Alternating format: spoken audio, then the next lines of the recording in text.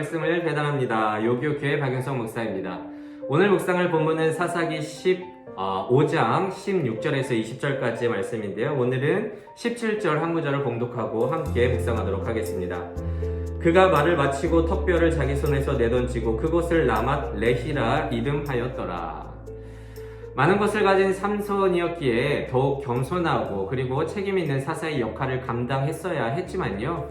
그는 자신의 정체성을 까먹고 자신의 욕심과 감정에 사로잡힌 채 그 모든 은사들을 자기 것으로 여겼습니다. 그리고 그 큰 힘을 자신을 위해서만 쓰고 말았죠. 삼손의 결정 속에서는 어디에도 하나님을 찾아볼 수가 없었습니다. 오직 자기로만 가득 차 있었죠.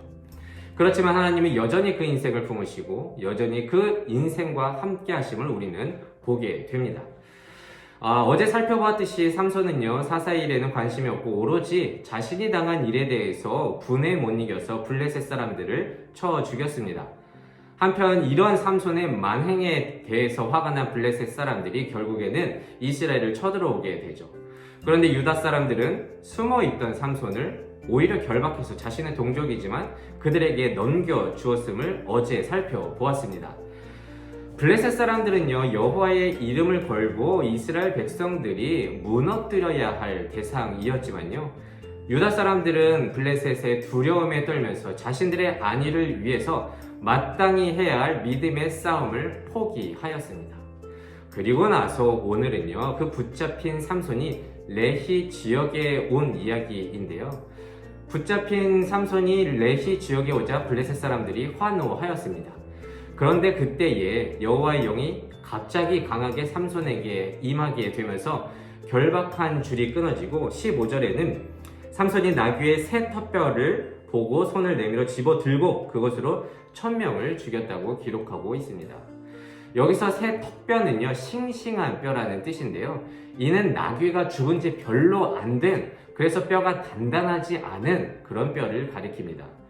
그러니까 뼈를 집어들었다는 것은, 죽은 지 별로 안 된 뼈를, 물른 뼈를 집어들었다는 것은 짐승의 사체에 손을 댔다는 것인데요.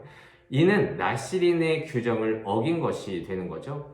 그런데 그렇게 나시린의 규정도 어기고 물은 뼈를 잡았지만 하나님께서는 삼손에게 싸울 힘을 허락하셨고 그렇게 삼손을 통해서 이스라엘을 구원해 내십니다. 이것은 아무리 생각해봐도 은혜이죠. 하지만 삼손은 그 은혜를 모르는 자였습니다. 16절에는 이렇게 기록되어 있습니다. 이르되 나귀의 턱뼈로 한 더미 두 더미를 쌓았으며 나귀의 턱뼈로 내가 1000명을 죽였도다 하니라. 왜냐하면 이와 같이 블레셋을 이긴 것에 대해서 하나님에게 감사를 했어야 하지 않겠습니까? 그런데 감사를 표하기보다 내가 이 턱뼈로 1000명을 죽였다고 자랑하듯 노래하였습니다. 그리고 오늘 봉독한 것처럼 턱뼈를 자기 손에서 던지고 그곳을 라맛 레히라고 이름하였습니다. 라맛 레히, 턱뼈의 언덕이라는 뜻인데요. 이 명칭에는 전혀 하나님의 그런 감사와 어떠한 감사의 표시를 하는 내용이 전혀 없습니다. 오직 내가 1000명을 죽였고 그 상황의 흔적을 기록한 자기 자랑만 남아있을 뿐입니다. 한편 엄청난 싸움을 하고 난 뒤여서 그런지 그는 심하게 갈증을 느끼게 되었습니다. 그러자 삼손이 이례적으로 18절에 삼손이 심히 목이 말라 여호와께 부르짖어 이르되, 그래서 이제 물이 솟아나게 된 내용인데요. 삼손은 그 샘을 엔학고레라고 이름을 지어줬고 부르짖는 자의 우물이라는 뜻으로 지어주었습니다. 라맛 레이에서는 가만히 있다가 엔학고레에서 여호와를 찾아서 그렇게 부르짖어서 이제 여호와를 부르는 그런 겸손한 자가 되었나라고 이렇게 생각하실 수도 있겠지만 이는 단지 자기의 필요를 위해서 하나님을 불렀을 뿐입니다. 왜냐하면 엔학고레에도요, 자신에게 은혜를 베푼 그 하나님은 드러나지 않기 때문입니다. 그렇게 사사 삼손의 입에서는 전쟁에서 승리케 하신 그 하나님을 향한 감사도 없고요, 목마름에서 구원하신 하나님을 향한 경외심도 없었습니다. 단지 라맛 레히와 엔학고레에는요, 자신의 능력과 이름을 드러내고 있을 뿐이었습니다. 그런데 하나님은 그런 삼손을 도와주셨고요, 그리고 그의 기도를 들어주셨습니다. 또한 허물 많은 삼손을 통해 블레셋과 전쟁을 해서 승리케 하는 사사의 역할도 수행하도록 인도하여 주셨습니다. 그런데 이게 무슨 말이겠습니까? 하나님은 자신의 언약을 신실하게 지키시기 위해 부족한 삼손도 들어 쓰시는 자비와 긍휼이 풍성하신 분임을 오늘 말씀에서 드러내고 있다는 것이죠. 그래서 오늘 삼손의 이야기를 통해서 우리에게 주시는 하나님의 말씀은 뭐 같은 자의 부르짖음도 들어주시고 귀 기울여 주시고 긍휼로 품으시는 은혜의 하나님을 바라보라는 것입니다. 이는 자기 멋대로 해도 하나님은 끝까지 인도하시니까 삼손처럼 행동해도 된다는 말이 절대로 아닙니다. 부모님이 항상 내 편이고 날 도우시니까 끝까지 내 멋대로 하면서 부모님 속을 썩여야지 라고 하는 그런 자식은 없습니다. 부모의 사랑을 느낀다면, 부모의 그런 한없는 긍휼함을 느낀다면 고개가 절로 숙여지는 것이 우리 인간이라는 거예요. 그게 철이 든다는 것입니다.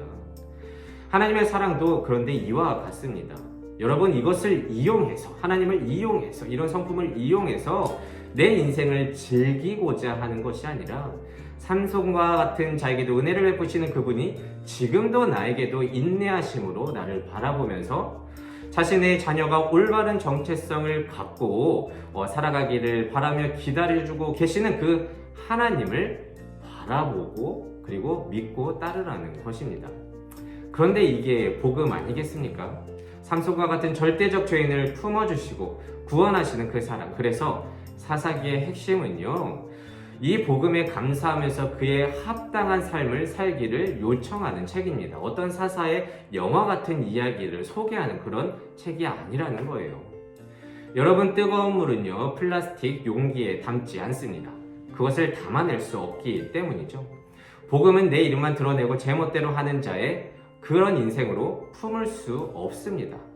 그러니까 우리는 이런 나를 품으시고 긍휼하심으로 나를 인도하시는 하나님께 회개하며 주의 사랑을 품을 수 있는, 담을 수 있는 그런 적절한 용기가 되기를 진심으로 소망합니다. 그래서 오늘은 이렇게 기도하길 원합니다. 하나님, 라맛 레히, 허물 맞은 삼손을 통해 피하기만 했던 블레셋과의 싸움에서 이기게 해주시고 엔합 고레, 필요할 때 부르짖었던 삼손의 기도까지도 들어주시는 그 하나님을 우리가 바라보고자 합니다. 주님, 나도 여전히 삼손처럼 그렇게 하나님이 하신 은혜를 제쳐두고 내 이름을 드러내기 위해 살고 있지는 않습니까?